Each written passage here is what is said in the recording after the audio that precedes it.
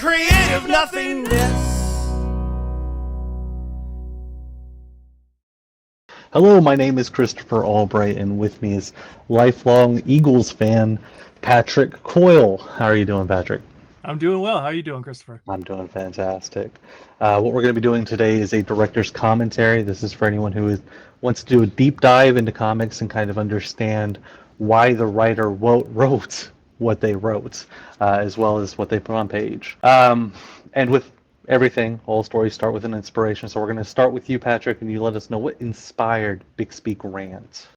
There's a ton of stuff that inspired Bixby Grant. I love noir detective stories back into high school, which is a while ago now, but like Chinatown used to be one of my favorite movies.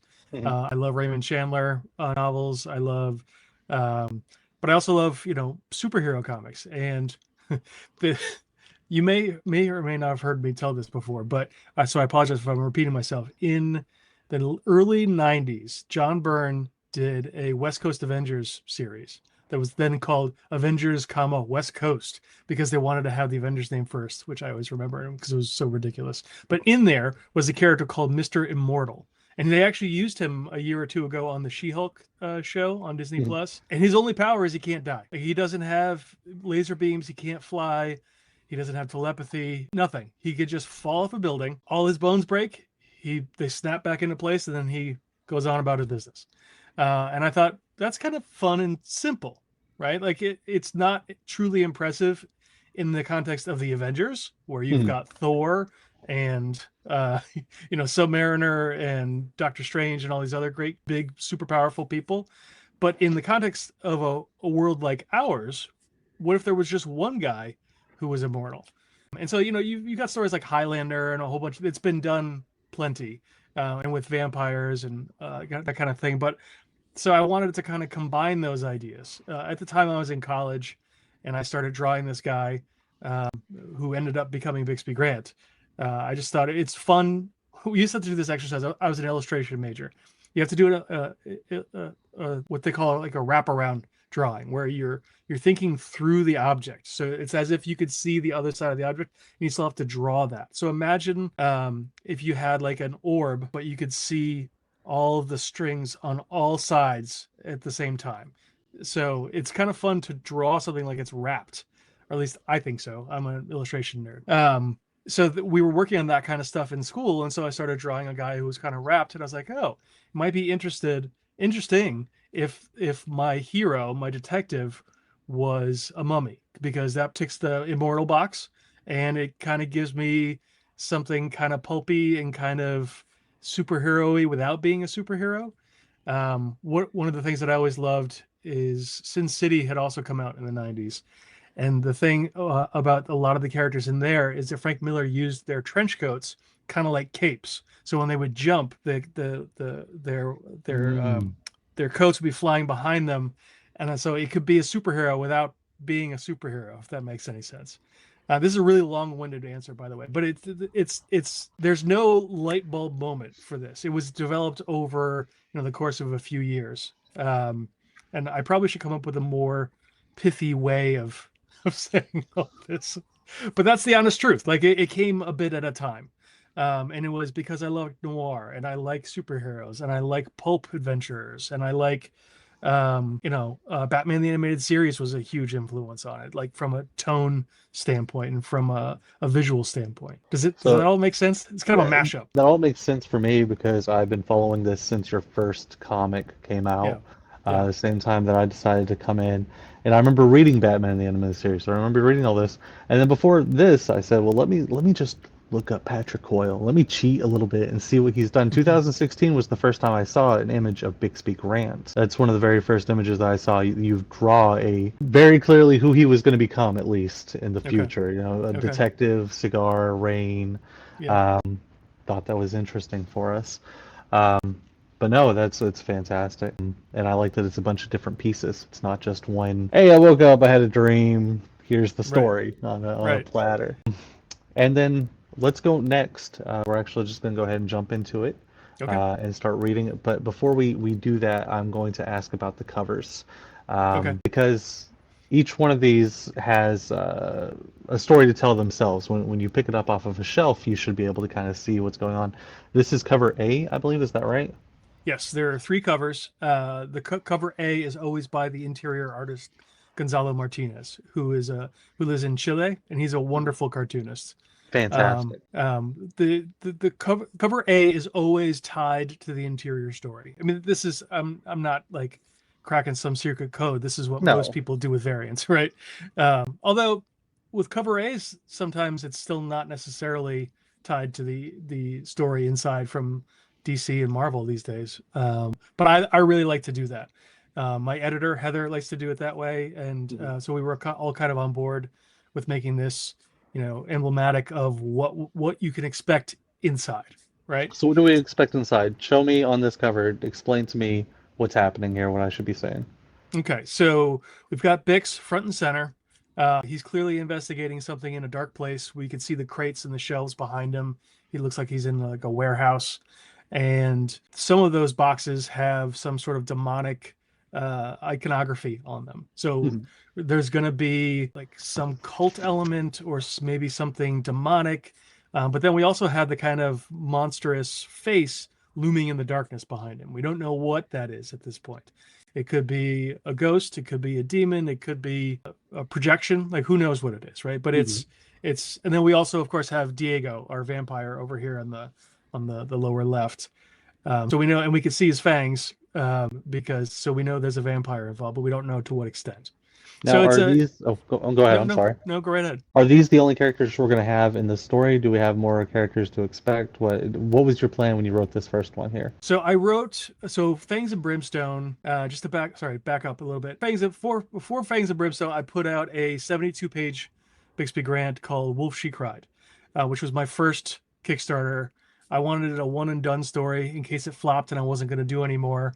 Mhm. But so then that did well enough that I probably bit off more than I should, and I decided to do a 6-issue series. So this was going to be Fangs and Brimstone was planned as a 6-issue storyline. So I had already put together an outline for 6 issues. Heather, my Heather Antos, my editor, who she's a group editor at IDW as her day job, but also does freelance work with some folks, including myself. Originally, I was just going to write the first couple, and she said, "No, I can't really edit it very well unless you tell me what's going to happen in all 6 issues." So I outlined all 6 issues, page by page, just kind of almost Marvel style, is what they call Marvel style. Just saying And for generally people who what's don't know, yeah.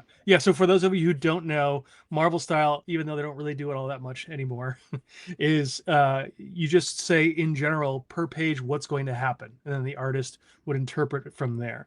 Now I happen to go full script from there, but I Mhm. do a Marvel style outline first. So on page one, X happens. On page two, Y happens. Page three. See, that way Heather can look at the whole story and see what the character arcs are, what the themes are, what pays off at the end, what doesn't pay off at the end.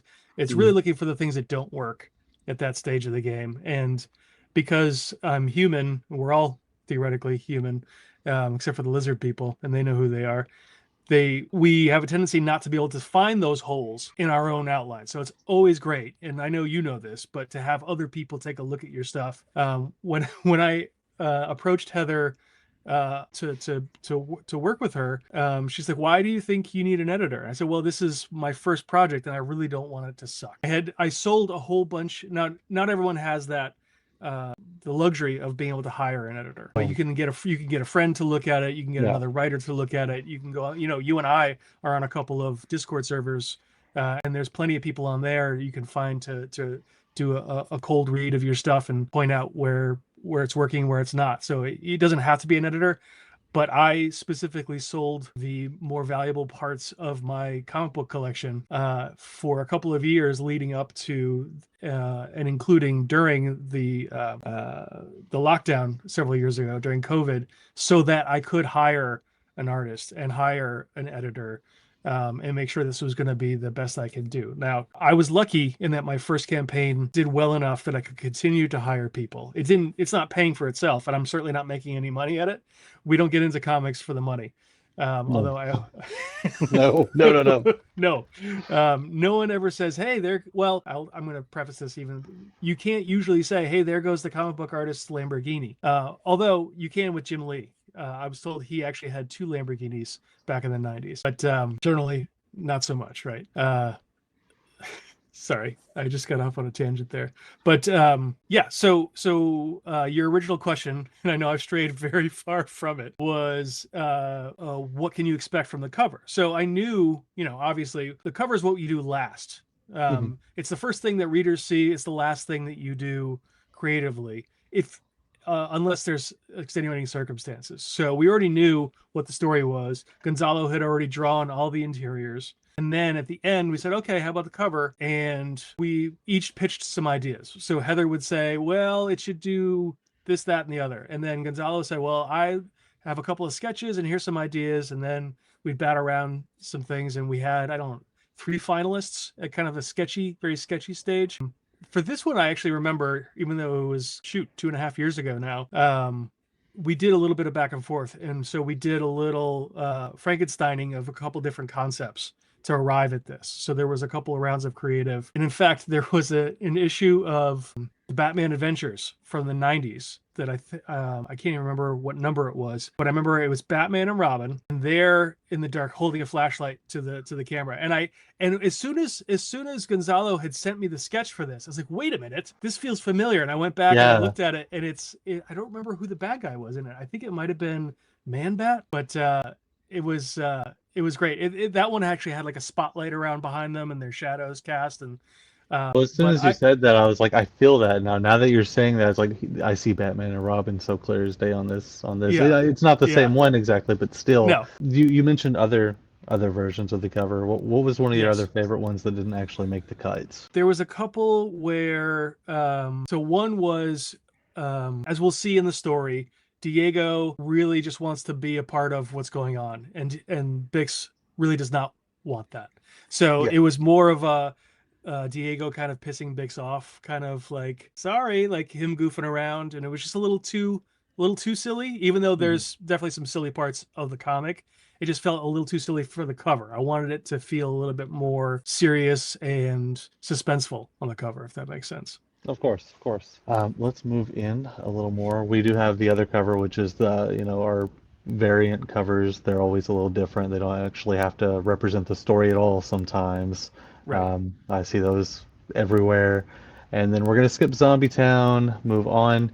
Now, we are going to start with the first 2 pages of reading. If you don't mind, I would like for you to actually read these 2 pages. I think they're the most important for any comic, right? Because you have to draw people in. You have to make them go, okay, I want to know what happens next, and lay out a bunch. This is a brand new character.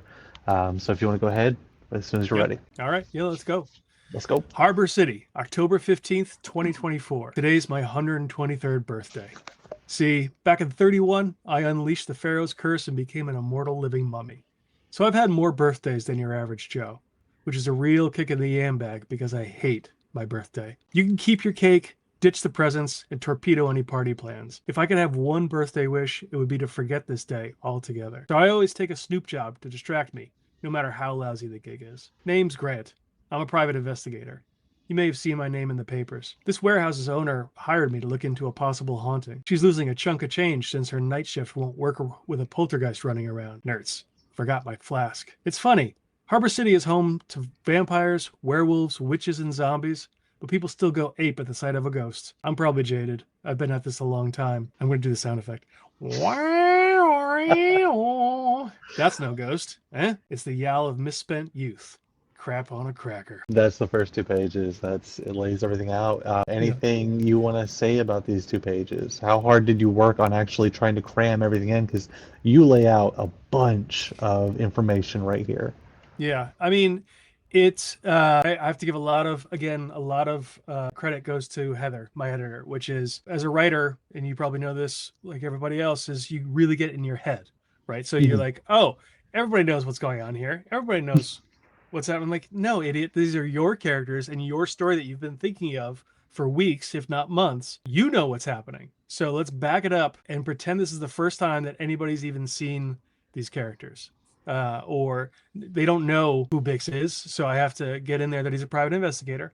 Mhm. I have to get in there that he became a mummy 100 years ago and that he's immortal. And then I need to give a little background about where he lives, which is Harbor City. Like, is he the only supernatural person here? We mentioned that we've got vampires, werewolves, witches, etc. And then also you can tell from his tone that he's kind of a curmudgeon, right? He's kind of that classic kind of noir drawl for the as the narrator, and also like he's not happy that someone or something is ruining his quote unquote perfect night. Like, he really likes to get away from his birthday.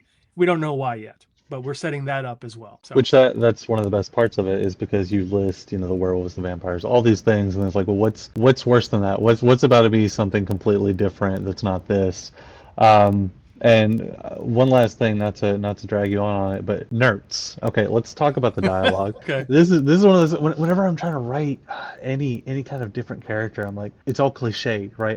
It's just like it's the easiest thing to go to. Is like, oh, how does a Scottish person talk? right. And then here's nerds. I've never seen this in my life, and I said, where's he getting these words from? I've seen a bunch of weird words in this book. Yeah. So nerds in particular, I grew up on the TV show MASH. I don't know if you are old enough to remember that Oh, show. I do not remember it, but yes, keep It takes going. place in the 50s, right, in Korea, in the Mhm. Korean War. And nerds is a word that Frank Colonel, I can't remember the character's name, but the two main characters live in a tent with this major, Frank something other, whose name, because I'm getting too old, escapes me. And he used to say, nerds all the time. Because Okay. it's a TV show in the 80s, and they can't say I don't know quite how we got from on nuts to nerds, but I do remember it being in, like, The Thing used to say it. Hmm. And I remember Ben Grimm is one of my favorite characters in all of comics, and so any chance I can get to write dialogue like him, I'll take. It's also, I don't want to go too like you said, I don't want to be too cliche with my kind of retro talk. So every Mhm. once in a while, you'll throw in some things to remind you he's been around 100 years. He's not going to talk like my 15-year-old. He's going to talk like he would the period where he grew up. So Nertz is mixed in there. He says things like name's Grant. He doesn't say my name is Grant as Bixby Grant. He's like name's Grant because he's tired of talking, right? Like he likes to get down to brass tacks. That's fantastic. Um, Like that's already fantastic information for me to go, oh, that makes sense now. Like you put that much thought into just saying names Grant is like, oh, yeah, okay. This is great. This is incredible. Let's move on just real quick. We're gonna go to the next 2 pages. Now we do sure. see what's the young man's name again? Diego. Diego. We meet Mr. Diego. We learn about these two real quick. What's happening in this page? So the warehouse that Bix is investigating, as he alluded to, is being haunted. And the owner has hired him to look into it and see if what they can do about it, right? So because she's losing money, it's, as you know, warehouses are constantly working, right? Things in and Mhm. out all day long, all night long. Otherwise, you're losing money, right? It's like a printing press that's not going 24 hours a day. So he comes in here expecting to find a ghost. And instead, he finds Diego, who is somebody he knows. He talks a little bit about. He says, "I've known Diego for years. He supports a music addiction with odd jobs around town." So he's used them as an informant because he has had a zillion jobs, and he's a bit of people, despite him being a vampire, kind of like him because he's kind of affable and nice, and even though he's a couple 100 years old, he acts like he's in his early 20s, maybe even late teens. But so we're meeting Diego for the first time. We don't know it yet, but he's going to become Bix's reluctant partner. What's the age disparity between these two? It's a good question. Bix doesn't know this. In fact, this is going to be a joke at the very end of the entire Oh, series. okay. You But don't have to tell me that. yeah, all right. I won't tell you. We'll But save that. I had he no calls idea. him kid all the time. He calls him All the kid. time. So I was like, well, Yes. I wonder how old he's actually. We Yes. move forward again. Now this is a really common trope. This is one of the ones I immediately was like, how do you feel about the amount of information we're about to dump? Because this is the mayor, is that correct? Correct. Yes, the And mayor he's is talking about how he hates supernatural beings. yes, he hates monsters, he hates mystical beings, he hates all that kind of stuff, and he's running on basically a platform of hate. Hmm. He's very unpopular. It's mentioned but not proven that he's corrupt. So yeah, it had to be kind of an info dump here, right? So the the first couple pages have a little bit of info dumpiness to Mhm. them as well, but it feels a little more natural when it's a narrator and it's the Absolutely, it very was far more natural. This is the one where I said, okay, I have to find out how you felt about it, if you felt there's a different way to do it, because this has a bunch that has to happen right here. it does, and I pared it down. Like the one of the things I get. So my first Bixby Grant mystery, the wonderful Steve Wands, who letters a lot for DC, was the letterer. Mhm. But to I have done comic book lettering before, and to save a little money on each issue, I decided to do it myself. And it's great because you learn how much you can actually fit on a page. Mhm. I know that there's like Tom Brevoort and some other editors have rules of thumb that have been handed down over generations of how many words you should have on a page, Mhm. and rules are made to be broken. So I forget what the Brevoort.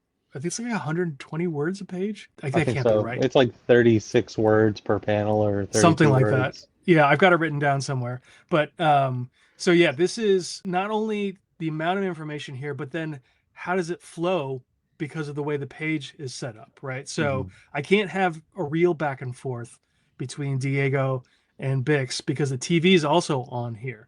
Mhm. Right. So I was trying to get a lot out the beginning of the relationship, set up the relationship between Diego and Bix, their first interaction, while simultaneously getting out some background information to the world they live in and the current climate of Harbor City. And of course, whenever if we were watching this on TV or reading it as a comic ourselves and weren't the creators and hadn't really analyzed it for this video, you wouldn't think twice about it because this is, like you said, it's a trope. This is the way things usually work, and it just kind of happens and kind of falls that way. So the only thing that I remember working really hard on was stripping as much stuff out. I'm a minimalist as a designer. I think I told you before we started recording. I'm a designer by Mhm. my day job, and so my philosophy from a design standpoint is how much can I get away with removing? Like, let's get as many things out of the way, and then what you're left with is probably all that you need. And so I have tried to have the same approach with dialogue and storytelling. So anything that's left here, I feel is important. And the only kind of little tricky thing I tried to do was when he asks in the third panel, "Have you seen anything strange?" Then the TV actually replies, "Absolutely. You can't trust Oh. polls." He says, it was right after the election. And so the 2020 election that I originally put this together, Mhm. which, geez, almost 6 years ago now. But Don't say that out loud. That it hurts me. I know that was scary. But so, there was all this distrust in the media. And so that kind of seeped in here as I was writing this. Mhm. And then making sure the whole thing flowed together seemed related. And so, in order to do that, I made Diego reacting to the TV rather than it just being on in the background and then Mhm. having the two of them talk. First of all, I would have gotten to what Bix needs to tell him too soon from a pacing standpoint. And also, it would have really felt even more ham-fisted having the TV just on. Like, you can do that. You can have a TV on in the background, but you shouldn't be calling out all of the dialogue from it unless it's important. And then it would also be really boring if the two of them were just standing there watching the TV. Like, that's not interesting. But let's get the opinion of some of the people in this world to react to what's going on. You're completely right. Again, this no argument on any of this. It was one of those things I just want to see how you would handle that if I Yeah, asked. But yeah, no, it was fantastic, and I love that he is reacting to it. You get to see how he feels about this man, and then even Bixby is just like having to stop him at the yeah. end, like, "Hey, I'm trying to talk to you about this here." That's right. Um, but no, it was great. Let's move on because then we start to do backstory. I asked earlier about how many characters we're going to have. Really, I think this issue has two characters, a mayor and then kind of the haunting, right? The ghost that we're Yeah, going to be looking for. A lot of this is Bixby's backstory that we do because it's issue number one. right. I thought that was pretty interesting. Anything you want to say about this page? Well, this is where we meet Bix's brother for the first time, and that's Mhm. the top panel there. That's Bix in the police uniform. He used to be a policeman before he became a mummy, and the I had always written, and it's never in any of the stories, that Bix after he became a mummy, could no longer be a cop because he couldn't pass the physical, and so he became a private detective.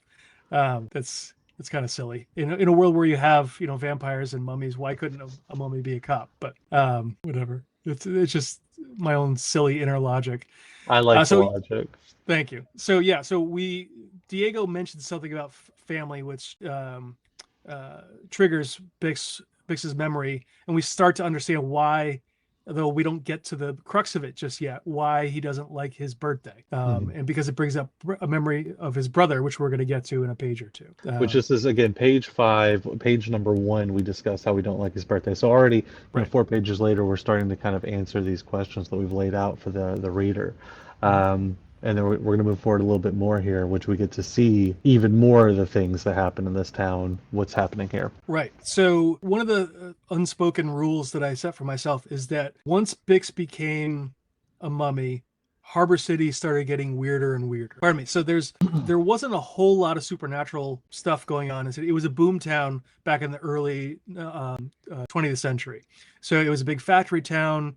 It's on a major river. It's a made up town, right? But it was a boom town, and it's over Bix's lifespan has gone from being a boom town with no supernatural stuff to being a bust town, like one of those, but like Cleveland or Detroit before they started getting revamped, right? So they went from being major manufacturers and shipping points to kind of falling on hard times. So this is at the very beginning. This is still pre World War II, 1925.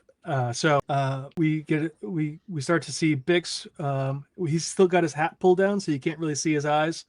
Which I think you do that for all of the scenes with Bix, right? You keep the hat pulled down. Almost Okay. all. Yep. So you can see his eyes at a couple of them, and then at some point his hat will come off. But yeah, so he and his partner are looking into. They noticed in an old section of town some weird goings on in this basement, and they find out that it looks like it's going to be some sort of cult, and they're going to murder. They've got this guy in a trunk, and up until now they were just kind of chatting and saying, "Oh, well, we can't really bust them on anything other than, being weird and trespassing. So let's wait." And then they see that they've got the knives, and they got this guy who clearly is there against his will. And like, okay, something untoward is going down. Let's get down there. And then we jump in and we go straight to the action after that.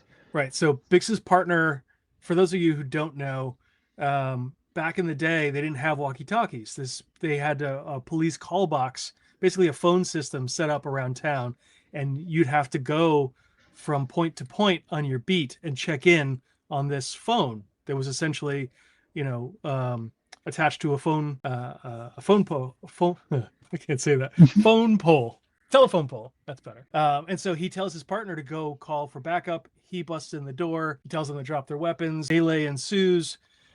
Things start lighting on fire. He tackles one of the guy who's got the book that he's reading the spells from. And then when we tackle him, we find out it's his brother. Hey! Dun, dun, dun. And he's like, wait, what is going on? And he's like, how are you? He finds out simultaneously that not only is he involved in the occult, but that he is also a member of one of the largest crime syndicates in town, the McSorley Gang. And he's a cop. So he's like, well, what the hell? One little detail that we left out a couple pages ago is that their parents died when they were young. And so his brother raised him. There's enough of an age gap that he was of age that when Bix was, 10 or so, he could take custody of him and raise him. Right? He helped put him through the academy and whatever he needed to do. So he's his father figure. So this is a double whammy, not just his brother, but also like his role model and his father figure. Right. So this is what he's trying to forget. This all happened on his birthday in 1925. So this is why he hates this day and wants to forget it every year. Which again, page one, we have just this simple. It feels like a throwaway line. It feels like just a cranky old man, and then middle of the book or closing into the middle of the book, we have all these things that happen. You get to see it all. Yeah. Going back over these 4 pages, is there anything that people might have missed? Is there anything like small details that you want to point out from any of the scenes? I think we covered most of it. We are setting up so the murder weapons there. They're called the daggers of summoning, and they're our MacGuffin for this six issue series. So we'll see by the end of this issue why. But we're introducing that here, and you can see there's a symbol carved on the box that they come in, and that his brother had possessed these and was trying to bring about some sort of sacrifice and become the ruler of this town and possibly the world. So, Okay. Before we even start the rest of them, I want to ask, because you said things got weird. Were werewolves and things involved before the cult at all, or did they not even exist until this specific moment? they Or is that existed a... in the world, but Okay. not specifically in Harbor City. I just want to ask that real quick, and then we move on. Yep. These are one of my favorite things is when you have parallel panels, Yes. because at the end of here we see him, and then we see him again at the start. Anything on this page you'd like to discuss? Because we're about to move into some more action, even. We are. So this one, we start to learn that Diego's bored and he really wants to help Bix. I mean, he lives by himself. Like he clearly doesn't have a home. He's squatting in this warehouse. It's clear he thinks that Bix is cool and he wants to help Bix. But Bix is not having it, and he is basically just going around. Bix is trying to ditch him and say, "I'm going to go investigate this thing." And Diego decides that they're partners in his mind, and that he's going to help Bix out. So that's kind of setting up the rest of the issue where we're heading. So we get the partnership. We move into more action. We finally find the poltergeist that we've been looking for, the ghost that we've been looking for, and explain a little more what it is. Yeah, Diego calls him Ralph. He calls the ghost Ralph. Is that right? Yeah. Yeah, he says Ralph. I haven't read it in a week. I forgot about that. Yeah. Okay. He says, "How do you know its name?" And he says, "Watch this. Hey, Ralph." And then the ghost goes, and he says, "See?" He always says that when I call him Ralph. It's a corny joke, and I admit it. But it fits with someone saying nerds. It fits. It does. So Bix knows how ghosts work, right? Ghosts are there to settle unfinished business, and he mentions this in the narration. So he wants to. He's not like a Ghostbuster. He's not trying to capture the ghost or kill the ghost. He wants, if he can, to see if he can't settle his business and find out what that is. Mm-hmm. So he talks a little bit about that in the narration here. But the ghost is a little aggressive. He's obviously angry, and so he starts flying around, and you can see he knocks into things. He knocks over the TV, and then to get rid of Diego, he says, "Look, at least just fly up and tell me where he went. Maybe you can be of some use." And this delights Diego. And so he says, "Oh my God, we're partners." And so he flies up, can't find him, but then he's trying to ingratiate himself with Bix, and he's like, "What if we call ourselves Grant and Diaz?" No. There's no pizzazz there. What about the Immortal Bros? Because we're both. And before he can get it out, Bix is basically telling him to shut the hell up. And so we see Bix confront the ghosts, and he says, like, "I'm here to help." Diego thinks he's going to help. He's like, "Don't worry, I got this." And he tries to tackle the ghost and ends up tackling Bix. And he obviously really wants to help. And Bix is already fed up. And he calls him a schnook. He says, "You can't grab a ghost." And there's a running gag in here where Diego doesn't know how to say poltergeist. So he says Polvoltgeiser. He says geisha poultry. He says a couple of different things that kind of resemble poltergeist, which was it's my kind of dumb humor, but it's also a fun exercise as a writer to come up with what might he possibly say that would sound like poltergeist. So and then his logic is that, well, right, he's a poltergeist. That means he can touch stuff. So that means we could touch him, right? Yeah, of course. And Bix is like, "No, that's not how it works." So he tries to tackle him, flies through him, hits the shelves, and you can see the shelves are starting to creak there. And again, Bix is like, "Will you stop helping?" But of course, he's standing on the shelves, which push weight on it. One of the screws pops out. The second screw pops out. Yeah. And then boom, it all falls like dominoes, right? So even the ghost is like, "Whoa." Before we move forward, I have a question to you about action in comics, because this is again like the second kind of situation of action. How much action do you think a comic should have? I mean, it depends on what the story is. This is supposed to be kind of a what Tom DeFalco used to call a hoo-ha action comic, which it has a lot of kind of lighthearted, nobody's getting killed or severely injured kind of action. And when you read Batman or Daredevil or any kind of superhero comics, they're rarely standing around talking, right? Mhm. A lot of the I'm bearing my feelings and coming to terms with whatever's going on is done while they're running from rooftop to rooftop or swinging through the city or chasing somebody in a car. Like it's much more interesting, right? So if you can work in your story beats around action, I like to do that. Again, but if it's a comic like James Tynion's Nice House on the Lake, that's not one you're just going to throw in action for no reason. It doesn't fit the tone of the story, right? Mhm. So I do think it's situational. I don't think there's a good rule of thumb. I think it depends on what you're going for. And No, in of course. in particular, this case, in this particular case, I wanted a lot of it because I want also in the first chunk here, I wanted it to be its own little mini adventure, like you get at the beginning of a James Bond movie or an Indiana Jones movie, which kind of draws you in and shows you what the tone is going to be, and establishing that, like I mentioned, hoo-ha action tone in this first 20 pages. Which and again, you hit the beats because we get to meet or we get to see how they work together. We get to see him trying to form this bond. We get to see Bixby actually doubling Yeah, down on not wanting to be with him. yeah, So all that was great, but then after all the action, after everything, we even get one more, I believe, a big thing. I believe this is important because it felt important. The arm scene. yes, yes. So a lot of people are like, so what happens? If he's immortal, can he be torn apart? Can he in the first Wolf She Cried, he ended up, and I don't, did you read Wolf She Cried, or have you only read this series? I believe I've only read this series. Okay, not a problem. But the use case or the end of that one, he's fighting a werewolf, and there's a silver. I don't even remember what it was anymore. Oh, it's a sword made out of silver. It's an Mhm. ornamental silver sword, and it's sticking up out of the rubble. And he gets his arms torn off by the werewolf, and is in being held by the werewolf, and he pushes his way so that the werewolf falls backwards onto the sword. Silver, as everybody knows, kills werewolves, but it Yeah. also goes through Bix because he can't die, right? So he gets his arms ripped off there, and he goes through. And a lot of people in the feedback I got was like, "How did he get his arms back on after that?" And I don't really address it at the end of the story, just because I think I do a little hand wave in the narration, but don't really explain it. I think so. I wanted to show him losing it, and then in the second issue, you'll actually see how he puts his limbs back together when needed. Yes, Um, which I do remember that, and then we're going to move forward. I believe, is there anything else before I move forward? I'm sorry, anything else on this page that we need to go over for what happens here? no, although Bix is now well past his tolerance for Diego because The things red have panel kind of shows that, yeah. yes, yes. He's like, do I look okay? Does this warehouse look okay? What am I supposed to tell my client? So yeah, he's really seeing red, literally. And then we move.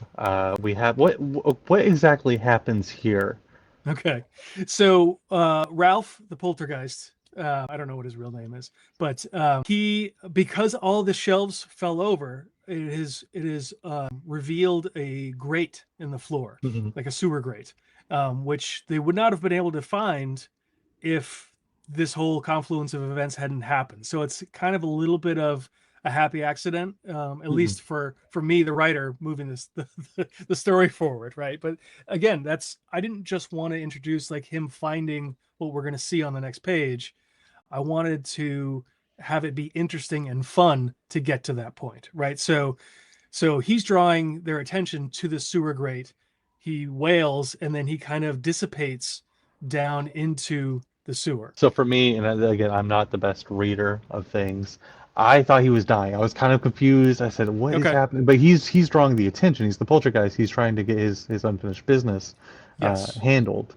Yes. Okay, But if that didn't come across, then that's my fault. So I again, should. this is strictly me. I was like, he might be dying, but okay, this makes You're more sense for probably me not now. alone in that. So that's a good thing to point out. In maybe in the collector's edition, I'll have him say a little something. But Have a little Ralph. Ooh, Ralph. yeah, Like I don't know what else he would say, but yeah, are you ready to move to the final page? Are you yeah. Let's ready do to it. show? This is how we end the issue. This is the Yep. very last page. This is your cliffhanger. This is the big moment. What do we have? So he pulls up the grate. They click the light on down there in the sewer, which is huge apparently.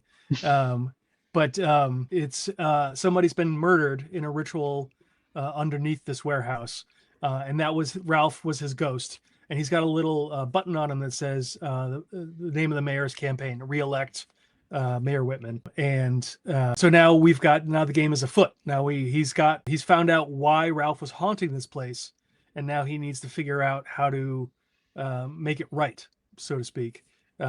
And in the next issue, it's gonna. I like to think that people don't know where this is going yet, because so much of this has been focused on the pairing of Bix and Diego, and on Bix's backstory, and on this murder. Things are gonna. It's gonna be a roller coaster ride to the end, and I don't think people will see what's coming. At least I hope not, because that's, what's the point of reading if you know what's going to happen. But it is going to get much bigger in scope over the next 5 issues after this. And looking back on all this, any of these pages, any of these things you wish you had done a little bit differently? Anything? Do you feel good rereading it and going, "Oh, this was a perfect book"? Like, how are we feeling? I never feel like it's a perfect book. No, God, first no. of all, I reread it right before we got on here, and I found 3 typos. So I'm gonna have to should fix point those. out next time. They were, all the typos were the capital I with the serifs when it's not supposed to be. Nah. Yeah, I know. No, but I was the letterer. I'm supposed to fix these things. Overall, I think it's paced pretty well. I think it does a good job, although your feedback on the last page was interesting. And then there are, of course, bits of dialogue here and there where I wish I could change that. But you always do that. And I think I've found the tone of the characters. I've written 4 of them now, much more. I've got the 4th one in the can, and we're going to be doing a campaign for that in March, actually, on Kickstarter. But so there's a few things in here I'm like, that's not quite his voice. I hadn't found it yet. So, but overall, would I say it's perfect? Of course not. I don't think anything that I do is perfect. And if I did, you should be leery of me. But overall, I think it's not bad. I think Gonzalo does a wonderful job of storytelling. I think he's great. And I think that Arthur Hesley, who's my colorist, really makes it come alive. I asked him specifically to come up with a style that felt kind of like what Greg Smallwood does in Human Target, but put his own spin on it. He's got a lot more texture in these colors, and I think there was, in the original draft of this, a lot more narration and a lot more dialogue that Heather really pointed out to me that needed to be toned down. But yeah, looking back, now that I've had some distance from it, it's not bad. I think it's good. It's very solid. It's great work. I enjoyed all of it. Any last things you would like to say before we log off this? I don't think so. I mean, I hope that for any aspiring writer, Patrick Coyle doesn't care about you. Remember that. He said, "I don't think so," when he was offered the chance. That's on you guys. Patrick, where can people find you? You can find me in the new campaign at BixbyGrant.com. That will take you directly to my Kickstarter campaign. You can also find me on Substack. It is called Robots, Ninjas, and Monkeys, which is, my imprint is called RNM Press, which stands for Robots, Ninjas, and Monkeys. I don't know who said it originally, but somebody said that any comic can be made better if it has a robot, a ninja, or a monkey. For me. But just to backtrack a little bit, for writers who are out there. We care. Now we care about you, writers. Go ahead. Hey, Go ahead, that Patrick. is unfair. You totally ambushed me.